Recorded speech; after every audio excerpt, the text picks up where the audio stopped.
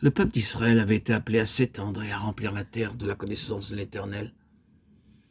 Mais il cacha cette connaissance aux nations et la tourna sur lui-même, faisant de lui-même une fin en soi. Alors Dieu intervint à ce sujet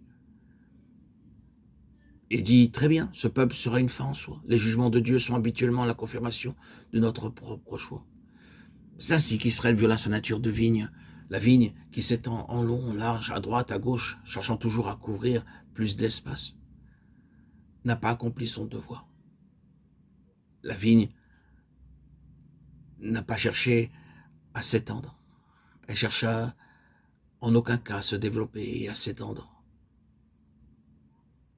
C'est ainsi qu'Israël viola sa nature de vigne.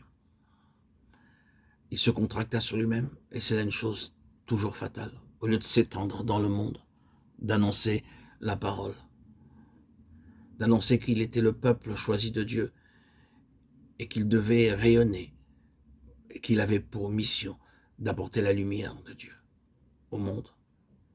Comme il était écrit dans Ésaïe, il est toujours écrit dans Ésaïe 63, les nations seront atterrées, attirés par ta lumière et les rois par l'éclat de tes rayons. Mais cela ne fut pas le cas. Il est clair que le but d'une vigne est de porter du fruit. Elle porte le raisin et du raisin sort du vin.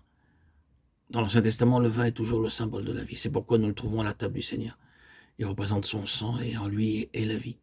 Il l'appelait lui-même le fruit de la vigne. Il n'a pas dit « je ne boirai plus de bon sang jusqu'au jour où je le boirai nouveau dans le royaume de Dieu ». Ce qu'il a dit, ce fut « je ne boirai plus de ce fruit de la vigne jusqu'au jour où je le boirai nouveau dans le royaume de Dieu ».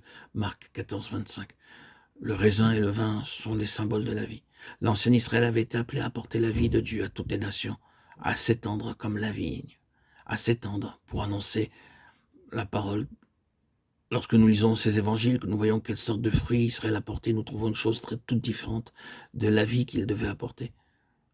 C'était plutôt réellement la mort. Le fruit était aigre. Tous ceux qui mangèrent du fruit de cet Israël se détournèrent en disant « Oh, nous n'en voulons plus, ce n'était pas la vie, c'était la mort ». Les évangiles contiennent simplement toute cette vérité. Jésus a dit « Je suis le vrai cep », Jean 15, 1. En lui était la vie, et la vie était la lumière des hommes, Jean 1, 4. Le visage des hommes s'éclairait lorsqu'il l'avait goûté, lui. Avons-nous remarqué l'une des choses qui nous est dite au sujet de la vigne dans l'Ancien Testament? Dans Ézéchiel 15, il est parlé de la vigne qui n'a pas d'autre but à son existence que celui de porter du fruit. Avons-nous jamais vu que quelque chose soit fait du bois de la vigne? Nous n'avons jamais vu de table ni d'instrument, non pas même de canne, qui soit fait de bois, du bois de la vigne. Et Ézéchiel dit que l'on ne peut rien tirer du bois de la vigne. L'on ne peut pas même en faire une cheville pour y suspendre un objet. La vigne est absolument inutile si elle ne porte pas de fruits.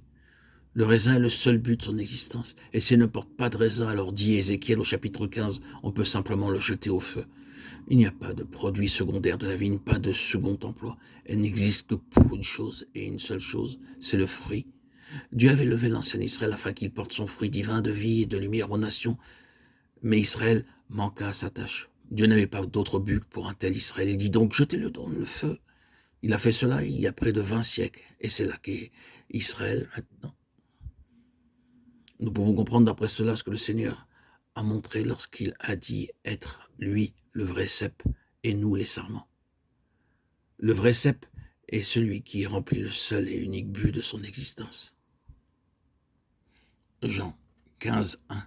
En lui était la vie, et la vie était la lumière des hommes. Jean 1, 4.